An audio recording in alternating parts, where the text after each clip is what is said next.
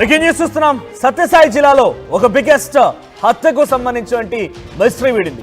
ఈ నెల 3న తలామొండం వేరు చేసి ముదిగుబ్బలో ఒక వ్యక్తి దారుణ హత్యకు గురయ్యాడు. అయితే అల్లుడు విశ్వనాథ్ని అతి కిరాతకంగా వెంకటరమణప్ప హతమార్చినట్టు తెలుస్తోంది. విశ్వనాథ్కు 20 ఏళ్ల క్రితం వెంకటరమణప్ప పెద్ద కూతురుతో వివాహం జరిగింది. అయితే చిన్న కూతురుతో విశ్వనాథ్ వివాహేతర సంబంధం కొనసాగిస్తున్నాడు. భార్యను వదిలేసి మరదలను అత్తను తీసుకెళ్లి విశ్వనాథ్ ఈ రకంగా ఇబ్బందులు గురి చేసే విధంగా మరదలతో అక్రమ సంబంధం కొనసాగిస్తున్నాడు. అత్తను కూడా తీసుకెళ్ళినట్టు తెలుస్తోంది. అయితే సుపారీ గ్యాంగ్తో హత్య చేసి తలాముండం వేరు చేశాడు మామ. సో సీసీటీవీ ఫుటేజ్ ఆధారితంగా ప్రస్తుతానికి పోలీసులు 5గురిని అరెస్ట్ చేశారు. దర్యాప్తు కొనసాగుతోంది.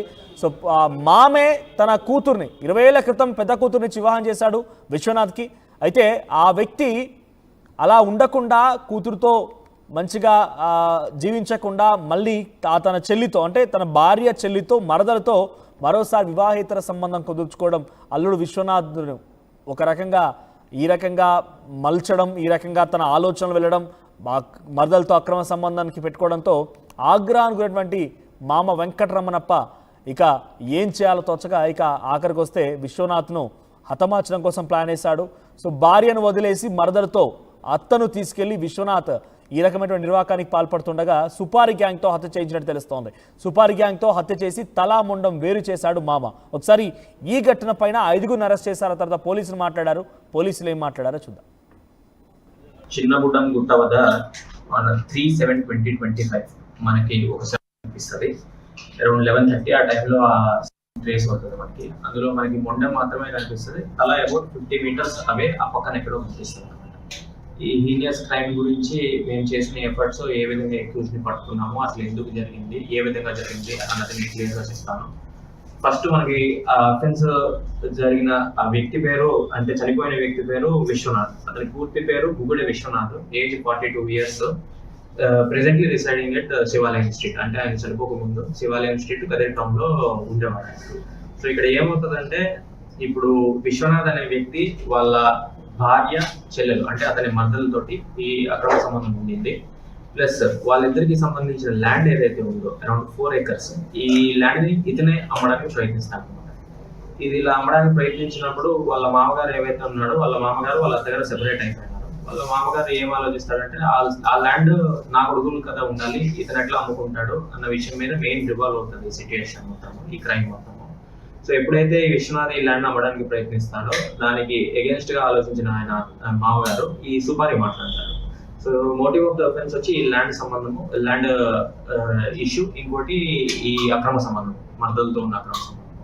ఇది motive of the offence. Next ఏ విధంగా క్రైమ్ చేశారన్నది మీకు చెప్తాను.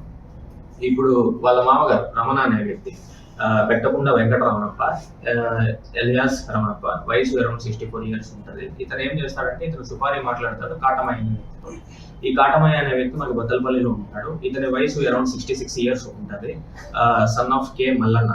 సో కాటమయ్య వెంకటరమణప్పకి పూర్వ పరిచయాలు ఉన్నాయి. ఇతనికి గొర్రెల వ్యాపారానికి సంబంధించి పూర్వపు లావాదేవీలు ఉన్నాయి. అరౌండ్ 15 years నుంచి పరిచయం ఉంది. సో ఇంతకు ముందే కొంత డబ్బులు కూడా వెంకటరమణప్ప ఆయనకి ఇచ్చున్నాడు, కాటమయ్యకి డబ్బులు ఇచ్చున్నాడు. ఇప్పుడు అతను ఏం చెప్తాడంటే, నీకు ఒక 4 లక్షలు ఇస్తాను, మొత్తం కలిపి ఒక ప్యాకేజ్ లా మాట్లాడుకొని ఈ మర్డర్ చేయమని కాటమయ్యకి అతను సుపారీ మాట్లాడటం జరుగుతుంది.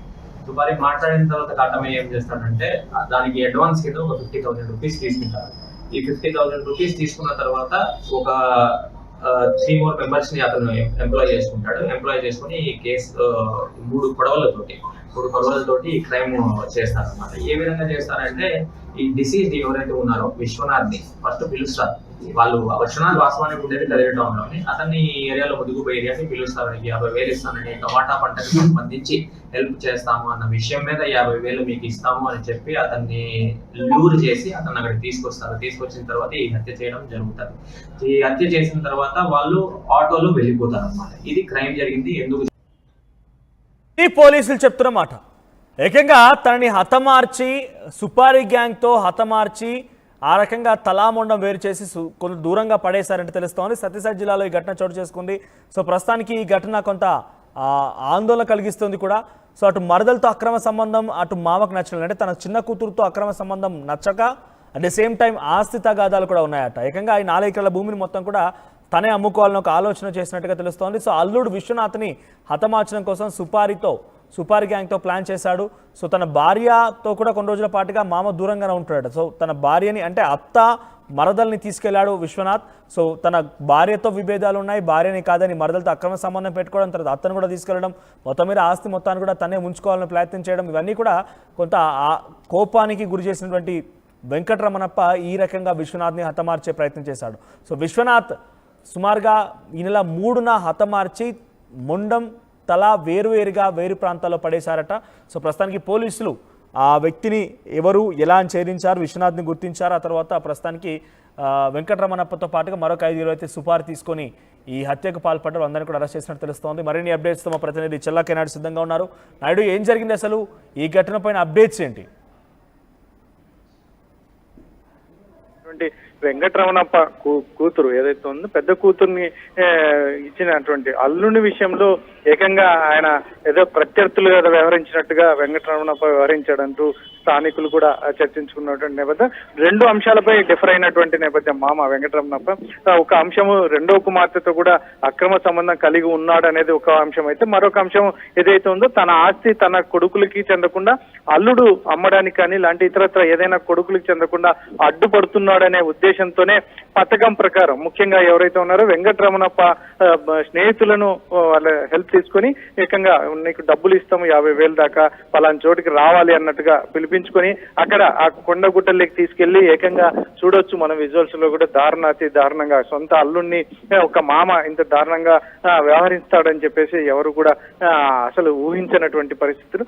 ఏకంగా తలను మొండ నుంచి వేరు చేసి అతి కిరాతకంగా చంపడం అనేది చాలా దారుణమైన విషయం అని చెప్పేసి పోలీసులు కూడా అభివర్ణిస్తున్నటువంటి నేపథ్యం. ముఖ్యంగా ఏదైతే ఉందో పెద్ద కూతురు కూడా విధవరాలు అయిపోతుంది, ఎటు కాకుండా వారి పిల్లలు కావచ్చు ఎటు కాకుండా ఇబ్బందులు పడతారనే విచక్షణ కోల్పోయి ఏకంగా తన కక్ష ఏకంగా ఏదైతే ఉందో తనని ఇబ్బంది పెడుతున్నాడు, ముఖ్యంగా తన ఆస్తి విషయంలో కూడా ఇబ్బంది పెడుతున్నాడు.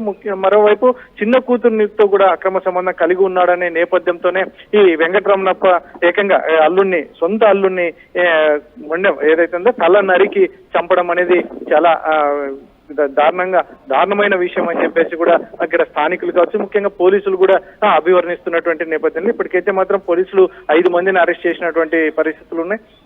ఇది ఇంకా మనం పూర్తి వివరాలు ఏదైతే ఉందో ఇంకా ఇతరత్ర బయట నుంచి ఎవరితో అయినా సహకారం తీసుకున్నాడా, ముఖ్యంగా ఏదైతే ఉందో 4 లక్షల రూపాయలకు సుపారీ ఇచ్చినటువంటి నేపథ్యంలో మరి ఇతరత్ర కారణాలు ఇంకా దీంట్లో ఎవరైనా ఇన్వాల్వ్ ఉన్నారా అనేది కూడా ఇప్పటికైతే మాత్రం 5 మందిని అరెస్ట్ చేశాం. పూర్తిగా మేము ఎంక్వైరీ కూడా ఇంకా కొనసాగుతుంది అని చెప్పి పోలీసులు చెప్తున్నటువంటి నేపథ్యంలో మనోజ్ మొత్తం మీద అయితే మాత్రం ఆ పెద్ద కూతురు ఒకవైపు పెద్ద కూతురు పిల్లలు మొత్తం అంతా రోడ్డు పడాల్సిన పరిస్థితి వస్తుంది. మరోవైపు ఈయన కూడా శిక్షణ అనుభవిస్తూ జైలుకి వెళ్లాల్సిన పరిస్థితి ఉంటుంది. ఇటువంటివన్నిటిని కాస్త ఆలోచన చేసుకోనో ఇలాంటి పెద్దవాళ్ళతో చెప్పించో ఇలాంటి అతను ఆ రకంగా చిన్న కూతురుతో ఆ రకమైన వ్యవహారం జరగకుండా పెద్దలతో మాట్లాడి ఆ రకంగా సర్దుమనియేలా చేసి ఉంటే బాగుండేదేమని చెప్పేసి కూడా చాలా మంది భావిస్తున్నటువంటి నేపథ్యం. అయితే మాత్రం జరగాల్సిన ఘోరం జరిగిపోయింది కాబట్టి ఆయన ప్రాణం పోయింది. ముఖ్యంగా ఇతను కూడా జైలుకి వెళ్లాల్సిన పరిస్థితి, ఇతను శిక్ష అనుభవించే పరిస్థితి ఉంటుంది. ఆ కుటుంబమే చిన్న భిన్నమైనటువంటి పరిస్థితి నెలకొంది మనోజ్. ప్రస్తుతానికి ఈ విషయం పైన చుట్టూ స్థానికులు కానివ్వండి, అటు భార్య తర్వాత కూతుర్లు ఏం చెప్తున్నారు? వెంకటరమణప్ప ఈ రకంగా నిర్వాకానికి పాల్పడడం పైన తన కూతుర్లు భార్య ఏం చెప్తున్నారు? ఆ కూతుర్లు కానీ ఆ కుటుంబ సభ్యులు కానీ మీడియాతో మాట్లాడడానికి పెద్ద ఆసక్తి చూపడం లేదు.